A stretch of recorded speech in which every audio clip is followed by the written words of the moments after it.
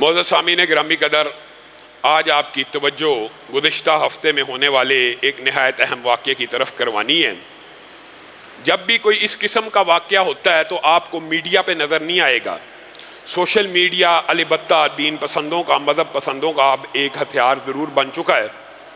اگر لبرل لوگوں کے ساتھ، سیکولر لوگوں کے ساتھ ہلکی سی بھی ناانصافی ہو تو پورا میڈیا آپ کو وہ دکھانے پہ تل پڑتا ہے اور مظلوم بنا کے ایسے پیش کیا جاتا ہے جیسے شام، افغانستان، لیبیا، کشمیر کے سارے ظلم اسی ایک بندے کے ساتھ ہو رہے ہیں۔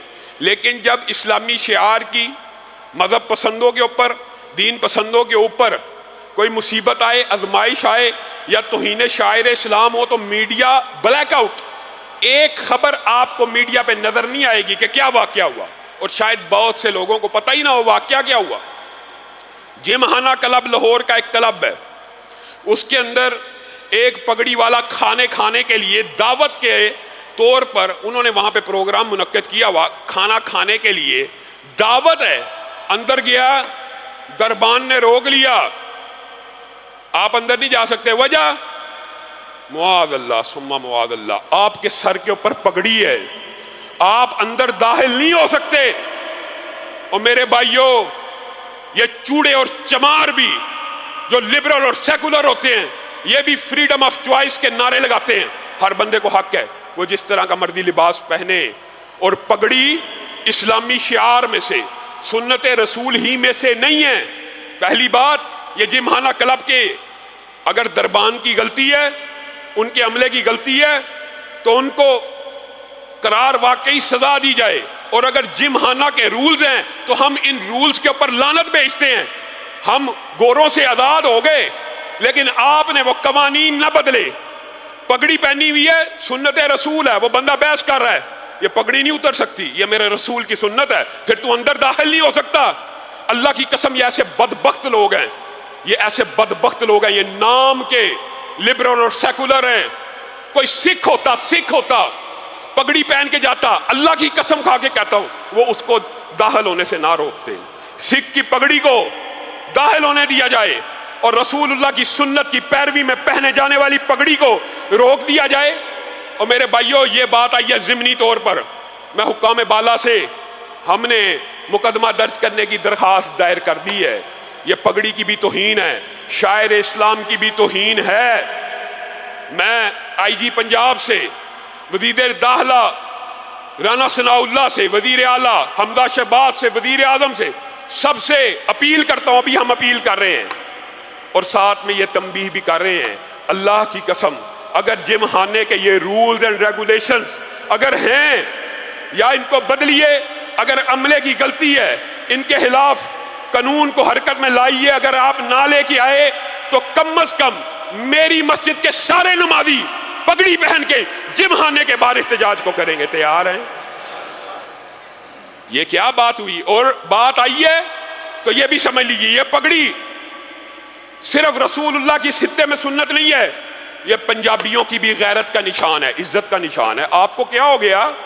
آپ کو اگر اسلام سے اتنی چڑ ہے تو آپ کم از کم پنجابی ثقافت کو، بلوچی ثقافت کو، کے پی کے کی ثقافت کو، 3 صوبوں کی ثقافت میں پگڑی موجود ہے۔ آپ کو یہ جرت کیسے ہوئی کہ آپ رسول اللہ کی سنت کے اوپر اس قسم کی ہردہ سرائی کریں، اس قسم کی پابندی لگائیں؟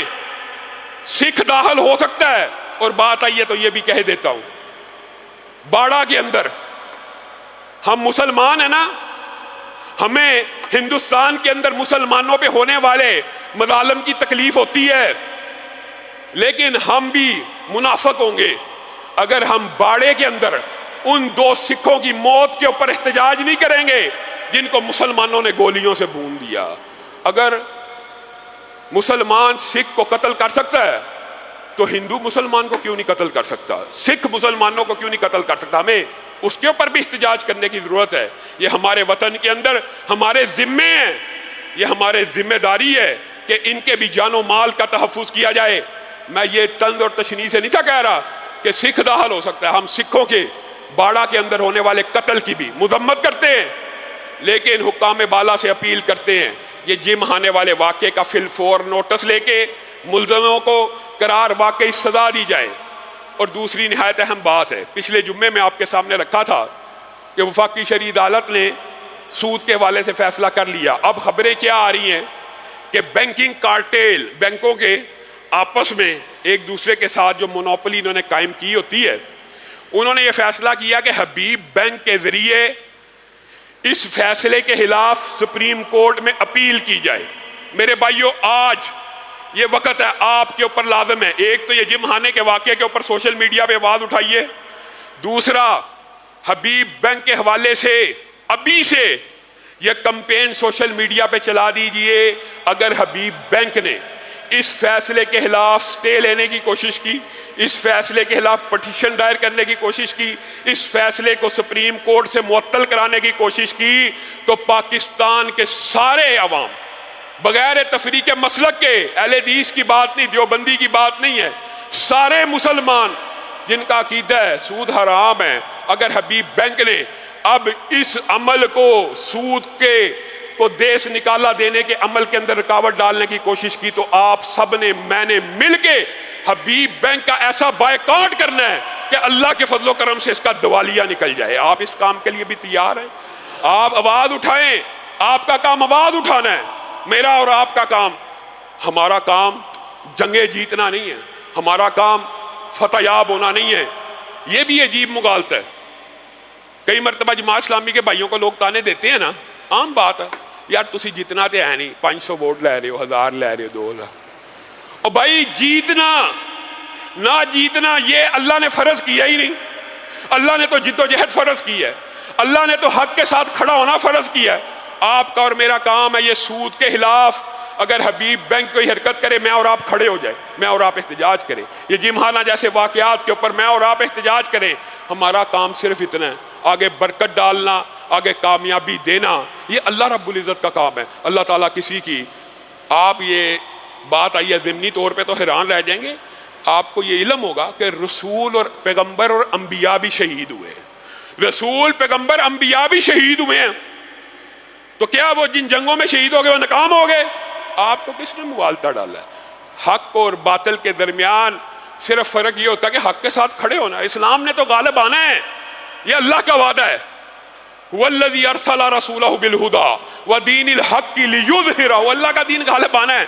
آپ سے صرف یہ پوچھا جائے گا آپ غلبے کی جد و جہد میں شامل بھی تھے یا نہیں تھے، بس اگر آپ شامل تھے آپ کامیاب ہیں، اور اگر آپ شامل ہی نہیں ہیں تو آپ ناکام ہیں، جو مرضی کرتے رہے۔